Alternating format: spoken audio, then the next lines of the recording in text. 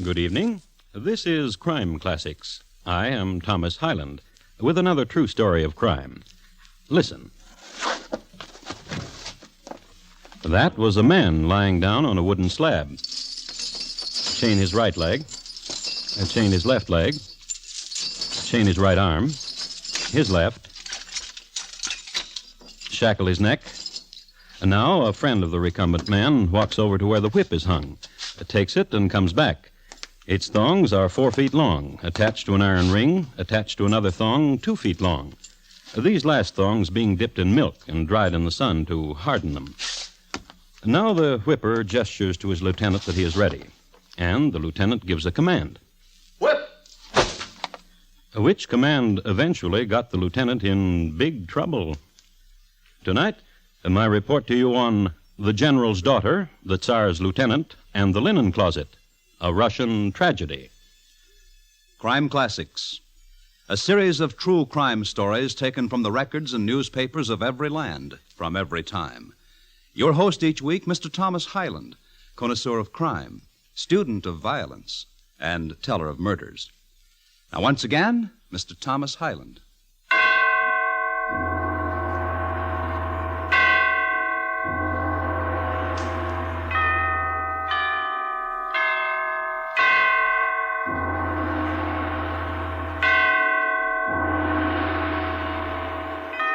Catherine the Great had just died, and the great bells of St. Petersburg tolled their requiem. Tolled again the ascension to the throne of Paul I. Paul, as you know, was a trial to the Russian people, and what with him and the awful stretches of the steppes, many songs were written about death and broken hearts and treachery in the home. Vodka, first condemned as an opiate of the people, came into its own during Paul's reign. Too, Russian troops had taken their first defeats in the Alps, and returning to St. Petersburg, told of giants 8 feet tall. Closer to 9 feet. Or closer to 9 feet, according to Lieutenant Feodor Romayov, as he told it to the general and his daughter. And standing like eagles on the crags of the Alps. Does such talking bring flutters to you, daughter?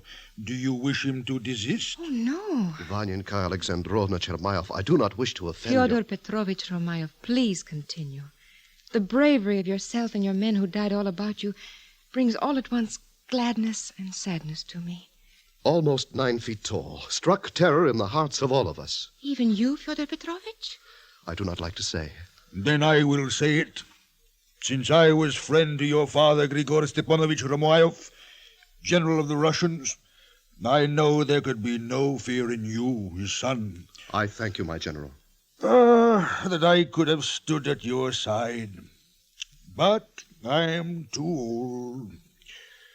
Too old. Oh, Father, do not No, say. too old. Old. The old vines wither and know not springtime, nor grapes.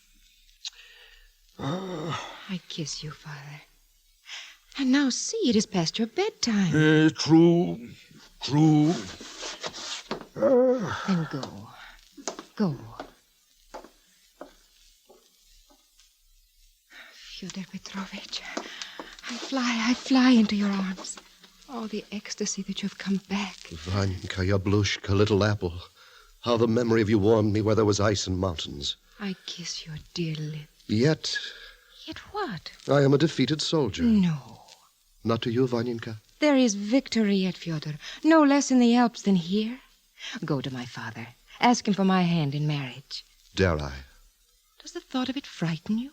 To face my father and ask him for me? You are his only joy, his only child. And you are frightened. You who faced men 9 feet tall. Some of them closer to 10. Many of them. Then what fright could you have? I will ask him. When? Soon. Now, hold me. Hold me. So cold it was in Switzerland and lonely.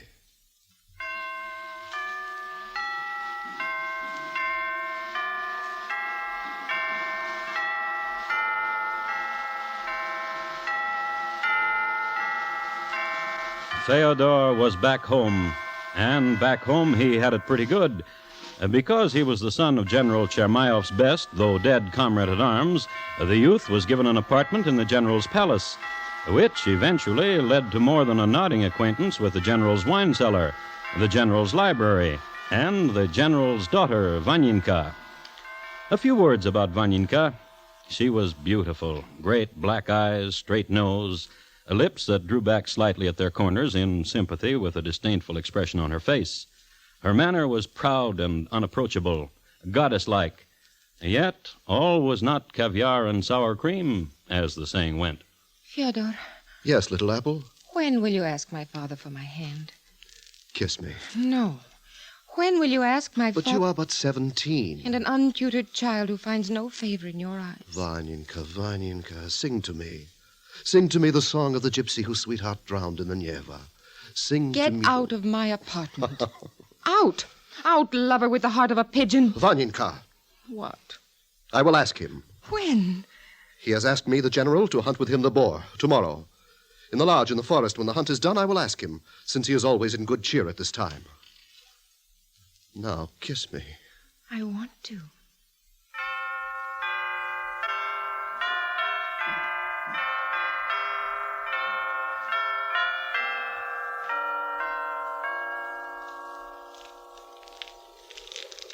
So rest, Chadova, rest, beautiful beast, child of the wolf and child of the dog. You hunted well, Chadova, and I love you. Fyodor Petrovich, Yes, General. you are a good lad. You please me, lad. In you I see myself in youth. General, What? of Vanyinka. Oh, Vanka, my ruby, my delight. I wish to marry her.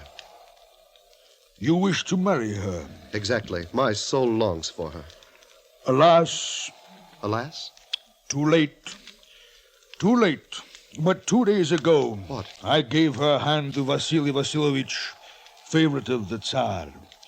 In 6 months, when Vaninka is 18, she will marry Vasily Vasilovich. That is terrible. Your heart is broken. Alas. You think of the Neva. Yes. Too late. Too late.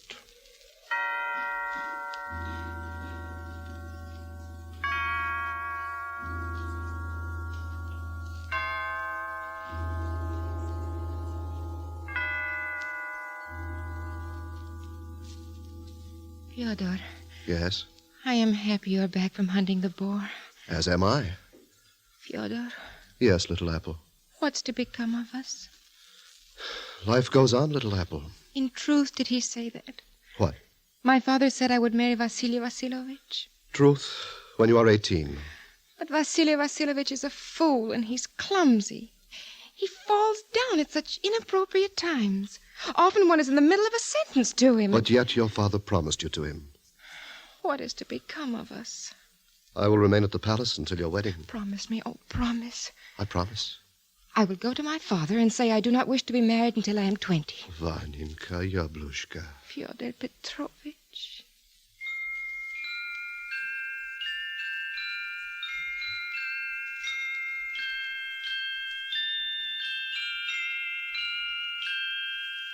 And then, the next day, a small thing happened. Gregory Litnoy, a servant in the palace, spilled some soup on the handsome new gown of Vanyinka, which ruined it, beet stains being impossible to remove at this time, which caused Vanyinka to become furious. Flog him! Flog him! Mercy! Mercy! Take him out of here! I will tell Fyodor, and he will see that this serf is flogged. And you remember what happened. A few days later, Feodor supervised the serf flogging, while Vanyinka watched from her second-story apartment, proud of the way her Feodor gave the commands. However, a few days later, when the serf Gregory was able to get around again... Come in. Come in. Now, get up. Get up, Gregory Litnoy. So, how are your wounds from the flogging? Ivan the flogger laid the knout into my back, and where I am muzzled, else I should be dead. Well, you deserve to be whipped. Yes. Now, what is it? Oh, why have you come for an audience? Do not things go well in the kitchen? What? They go well in the kitchen as they go well elsewhere, Excellency. Then what? Oh, how well. What are you talking about? Down the corridor where your daughter's apartment is, they go best of all. She and Fyodor Petrovich... Swine! What foul words? No, listen. Yes, I'll listen, and then, hound of a man, I'll skin you alive. If my words are false, lay the knout against me till it takes away all the skin, but only listen. Speak, then. Even now, Excellency, Vanyenka and the lieutenant, lovers, that sing to each other, while Anushka, the maidservant, pours them wine and prepares all manner of things. No, lashes, Excellency. Do not whip me till you have seen with your own eyes. Yes, I will see. And I will tell you this. If it is true what you say, and if Fyodor Petrovich is in the apartment of Vanyenka... You will flog her? Till her death. And him? Till his death. I open the door for you, Excellency. The whip the general was carrying was of boar hide and covered with brass studs. It had been his favorite since his days at the academy, when he was given to stopping serfs in the street and making of them living examples of his skill with the whip. Now he was on his way to visit his daughter.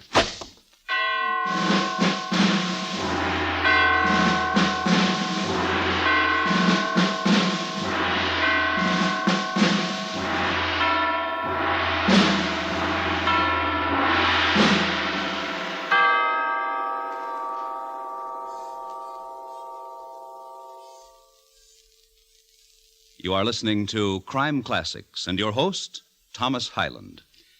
Every Thursday night, CBS Radio invites you to escape. In a powerful story typical of this unique drama series, CBS Radio presents The Scarlet Plague tomorrow night on most of these same stations. Hear what might happen if a pestilence wiped out everyone on Earth, except one lone professor and a girl. Hear it on Escape tomorrow night at the Star's address. And now, once again, Thomas Hyland in the second act of Crime Classics, and his report to you on The General's Daughter, the Tsar's Lieutenant, and the Linen Closet, a Russian tragedy.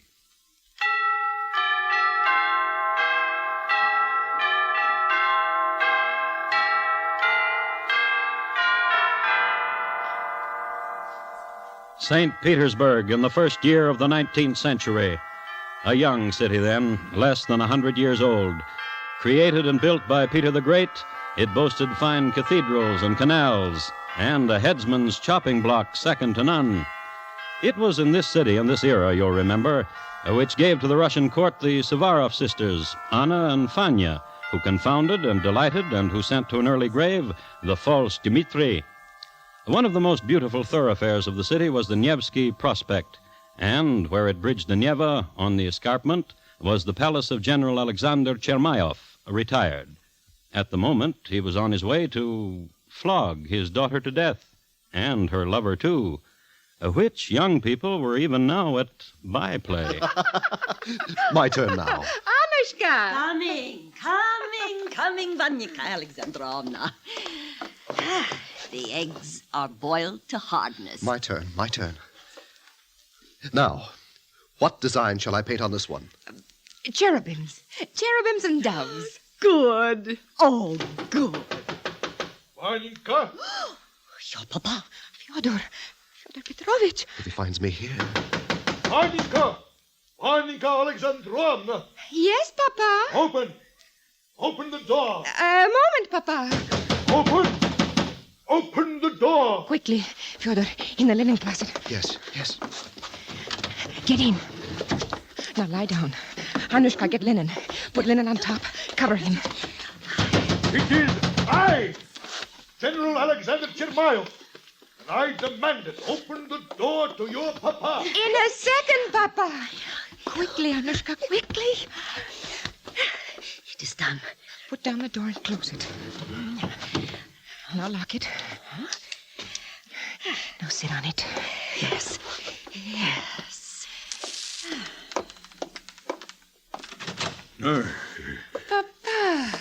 Papa, come in. What delight to see you at this time of day. Where is he? Where is who, Papa? Where is who, Anushka? I do not know. Nor do I. Whom do you wish, Papa? Fyodor Petrovich Romayov. Fyodor Petrovich. Fyodor Petrovich Romayov. The scoundrel, the black-hearted one who comes here to your room. To my room? Why, look about you and see if he is here. And if he is, do you see this whip? If he is in this room, I should expect the whip, Papa. Well said. Well spoken, daughter. Then I have your honor that he is not here. You have my honor. And yours, Anushka Olga Lopatyin? Oh, yes. Why are you sitting on the linen closet? Why, It is where she sits when she assists me to paint eggs. And this you have been doing? All afternoon. Ooh, such marvels you have painted. It has been years since I have done such a youthful pleasure. Daughter, if now I joined you at this sport? Oh, I want you to.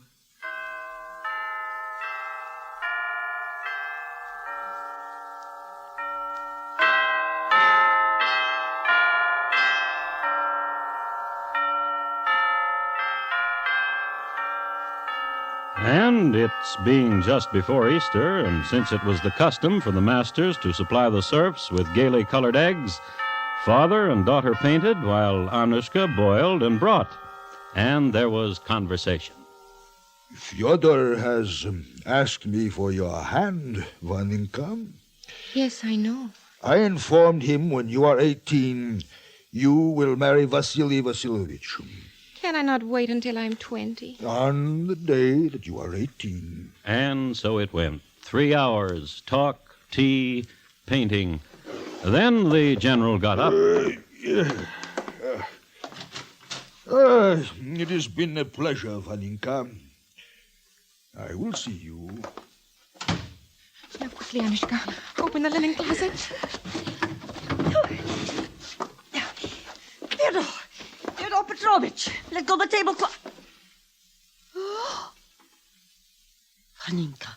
What? What? Dead. He's dead. Oh, beloved. Suffocated. What is to become of me? If your father finds this corpse here, he will whip you to death. I will throw myself into the Neva. Oh, it is not necessary. My brother Ivan, What can he do? he will dispose of Fyodor in such a way. Oh, Do not worry your pretty head. He has disposed before. I know. Oh, do not sob. Do not cry. The dead are dead. And always flows the Neva.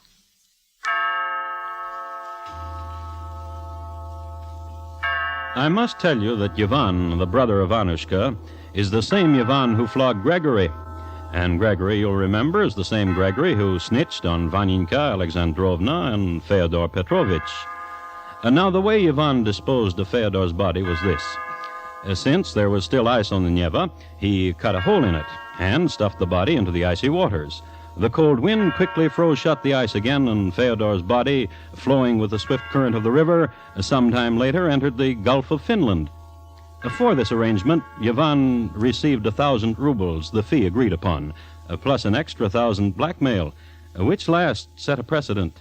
Vaninka was forced to pay Ivan money whenever he demanded it.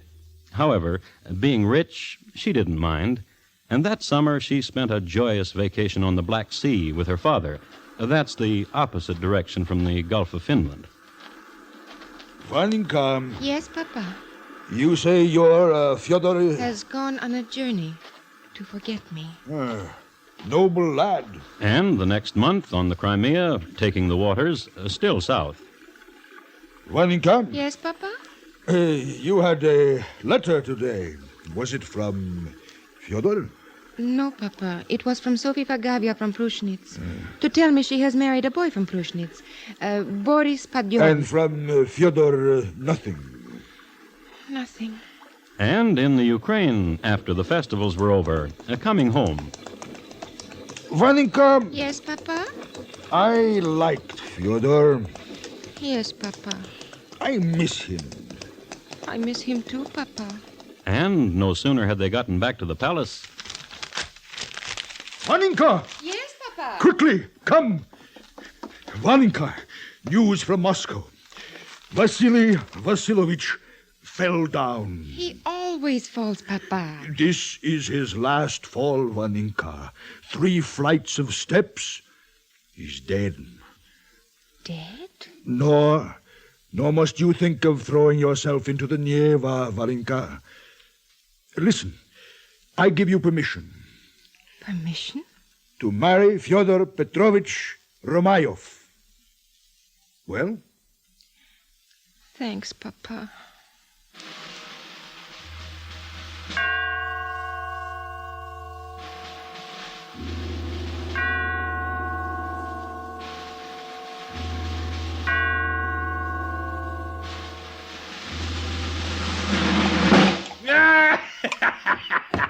Vodka is the best way to eat potatoes, and this inn serves the best potatoes. Agreed? Agreed.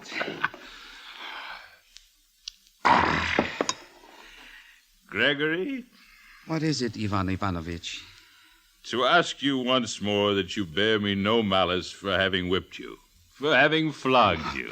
How could I think evil of you? It was the fault of Vanyinka because I spilled on her. Vanyinka. And Feodor Petrovich who gave you the order to lay the strap on. Yeah, Feodor Petrovich. Ivan, Yes? how is it that suddenly you are so rich? Drink vodka. I drink, and yet I cannot help but ask. You are a friend to me. From the same village, Friend. from the same village, from the same meadowland. Yet you are rich, and I am penniless. Bend close your ear. Vanyinka. What? Vanyinka Alexandrovna. She gives you money? Whatever I ask, she gives. Whatever, whenever. For example, Yes? I have but to crook a finger, and she would come. Running if I but crook the finger, No. with a bottle of her father's best brandy in each arm. Then crook a finger. You wish to see? I wish to see. Waiter! Waiter, come here. Here are 10 rubles. Go to the Chermayev Palace and ask of Vanyinka. Tell her you are of me, and that I wish her here, at once, with brandy, her papa's brandy, at once.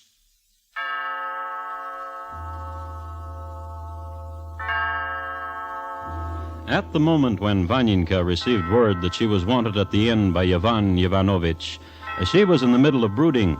She had never been closer to the bottom of the Neva River than she was now, thinking as she was of her dead lover and how fate and a tattletale named Gregory and a blackmailer named Ivan Ivanovich had robbed her of her one true love. So she went to the general's liquor cabinet and extracted 2 bottles of his oldest brandy.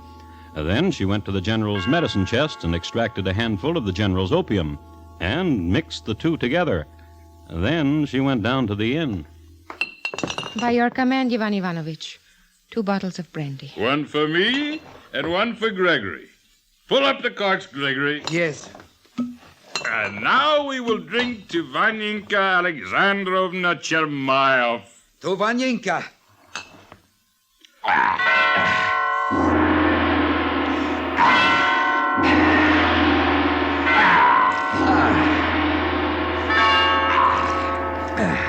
They drank, and they drank, and Vanyinka watched. And then they passed into the land of poppy dreams, and Vanyinka watched. Everyone else went home until all who were left in the inn were a dozing proprietor and the 2 dreamers, Ivan and Gregory, and Vanyinka, who stopped watching, who went over to the fireplace and took a burning brand and set fire to the place. The inn burned well, and everything that was in it. Then Vanyenka took a walk. And so it is done, lover.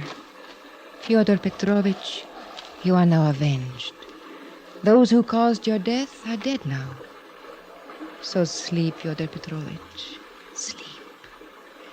And soon, who knows, I will be in your arms again.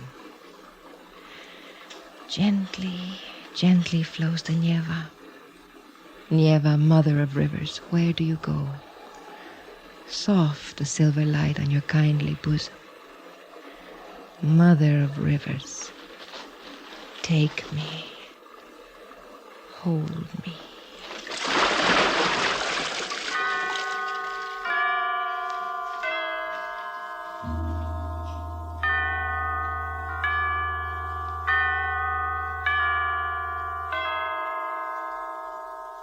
I would like to be able to tell you that the bodies of the lovers were found close to one another on some distant and misty shore. But I cannot. Vanyenka did not drown. She was saved by a young man passing by. He was a captain in the Tsar's cavalry, and they rode back to the palace in warm clothes, as she draped across the pommel of his steed. He proposed marriage as soon as he saw her house. She refused. He rode away to the north, crying. Vanyenka locked herself in her room and never came out again, except for her father's funeral a week later.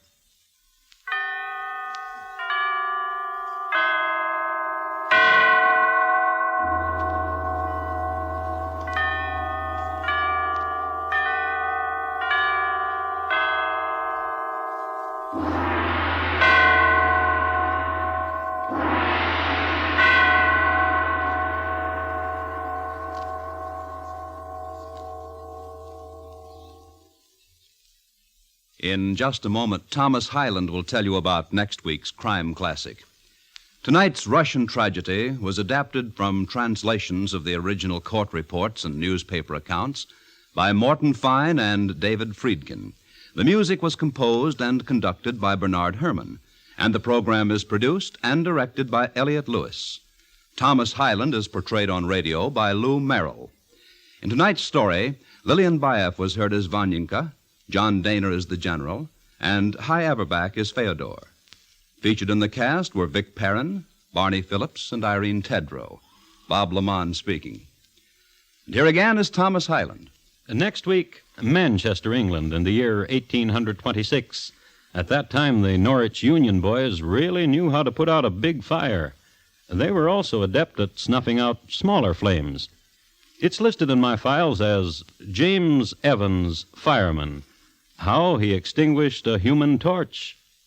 Thank you. Good night. Your purchase of Easter seals is your way of extending the only aid there is for the crippled and disabled. Organized hospital, clinical, and laboratory campaigns to cure the curable and to lessen the burdens of those who can't be completely well again. Buy Easter seals. Make your generous contribution a fighting force to expand treatment, research, and education. The three weapons of hope and of cure for the crippled and disabled in America. Gangbusters go into action Saturday nights on the CBS Radio Network.